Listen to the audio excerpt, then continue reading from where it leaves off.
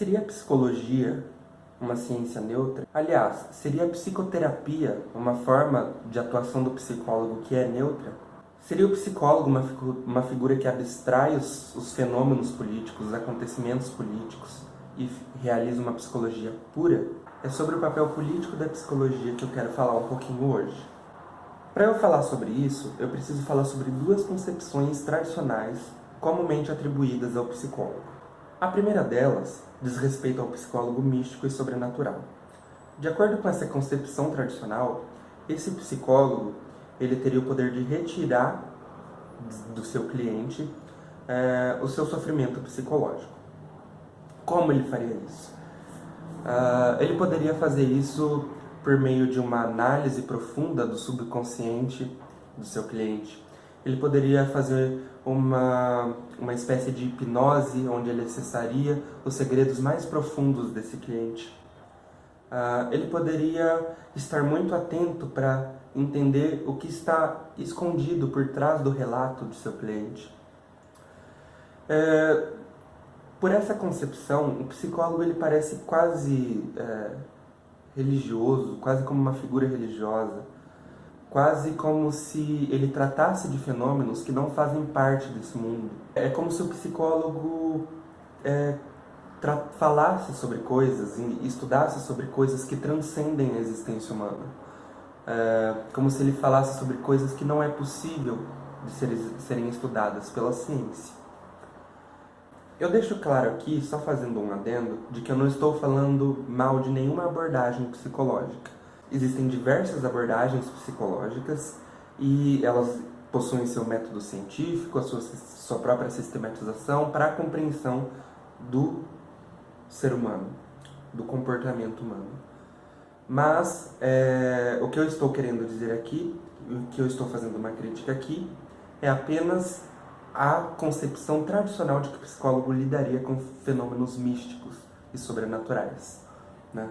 Nenhuma das abordagens psicológicas lidam com coisas sobrenaturais. Uma outra concepção tradicional que a gente tem em relação à psicoterapia e em relação ao psicólogo é a do psicólogo aplicador de técnicas, né? Então eu vou dar exemplos disso. Se um cliente ele vem para a clínica com depressão, eu poderia então, para curar a depressão dele, falar frases motivacionais e fazer ele enxergar como a vida é bonita, como a vida é bela. Se o cliente chega com ansiedade, eu posso aplicar em sessão de terapia uma técnica de relaxamento e a ansiedade estaria curada. Se o cliente tem problemas no relacionamento e esse cliente for uma mulher, eu poderia ensinar essa mulher a se adaptar aos padrões impostos pela sociedade, porque o que está causando sofrimento a ela é justamente o fato dela não estar conseguindo se adaptar a isso. Então eu poderia ensinar a ela a ser uma mulher submissa ao marido e eu poderia ensinar a ela a ser uma boa dona de casa. Por outro lado, se o cliente é homem e tem problemas no relacionamento, eu poderia ensinar para eles os padrões impostos de masculinidade. Então eu poderia ensinar para ele a ser um homem másculo, um homem forte. Eu poderia ensinar para ele que o homem deve ser o provedor do lar e que não fala sobre sentimentos. Já se o cliente é homossexual, eu poderia ensinar para ele que se o seu problema é a homossexualidade, que é só eu aplicar uma cura gay e ele estaria curado. E se o meu cliente ele sofre exploração no trabalho, eu posso ensinar ele a ser grato ao seu trabalho, porque existem diversas outras pessoas que não têm um trabalho. Já se o cliente é alcoólatra, eu posso receitar para ele uma medicação que vai causar náuseas quando ele ingerir bebidas alcoólicas. Será que essas aplicações de técnicas são aplicações neutras na psicoterapia? Então, essas concepções tradicionais parecem ter uma coisa em comum, que é a neutralidade política dessas concepções. Por que neutralidade política? Será então que o psicólogo deveria falar sobre esquerda e direita dentro da sessão de psicoterapia?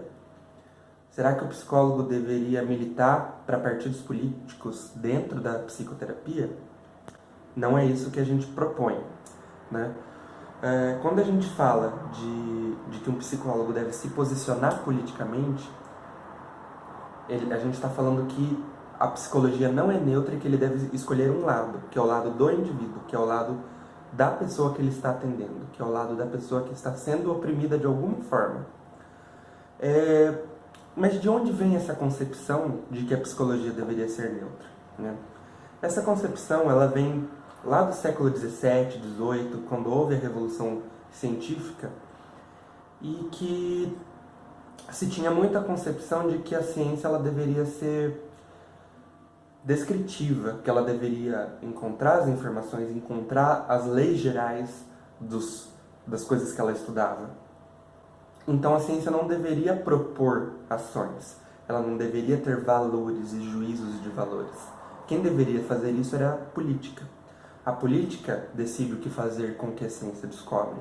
A política decide o que fazer com que a ciência estuda. Então, a ciência seria descritiva e a política seria prescritiva. A política teria o poder da ação e a ciência de descrever e observar os fatos. Sendo então a psicologia uma ciência, a psicologia também deveria ser neutra e deixar com a política essa questão de decidir o que deve ser feito ou não. Mas será que é possível a gente fazer essa separação? Será que é possível separar ciência de uma visão política, da escolha de um lado político? É possível a psicologia ser neutra? A psicologia como uma ciência, é possível que ela seja neutra? Quando a psicologia se coloca como neutra, ela está trabalhando a favor de quem? Se todos os exemplos que eu citei, eles são considerados como neutros, será que eu estaria trabalhando a favor do meu cliente? A análise do comportamento, que é a minha abordagem, ela e outras abordagens, elas estudaram por muitos anos a importância de se entender o indivíduo, de se entender o comportamento humano, de se entender os aspectos psicológicos humanos, de se entender isso pela relação do indivíduo com o mundo. Então eu não posso receber um cliente na clínica, analisar aquele problema fechadinho ali e aplicar uma técnica achando que o problema estará resolvido.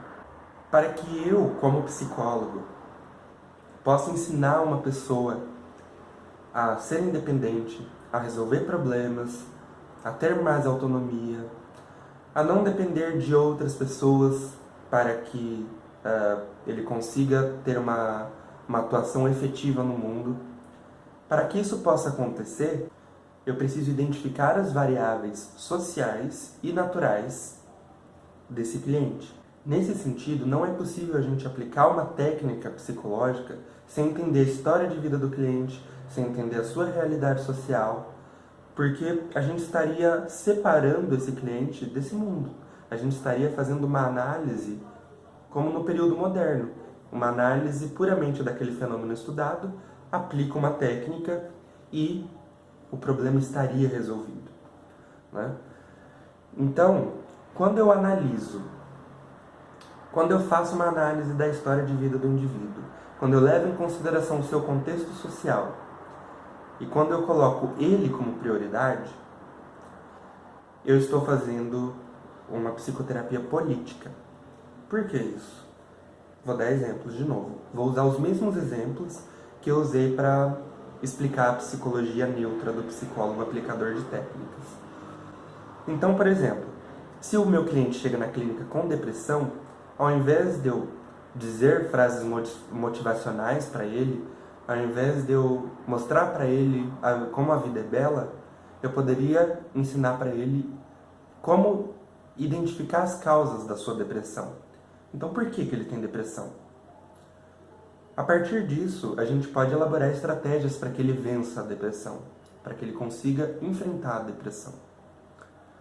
Se um cliente tem ansiedade, ao invés de eu aplicar um relaxamento, eu posso ensinar esse cliente a identificar as condições nas quais ele tem crises de ansiedade.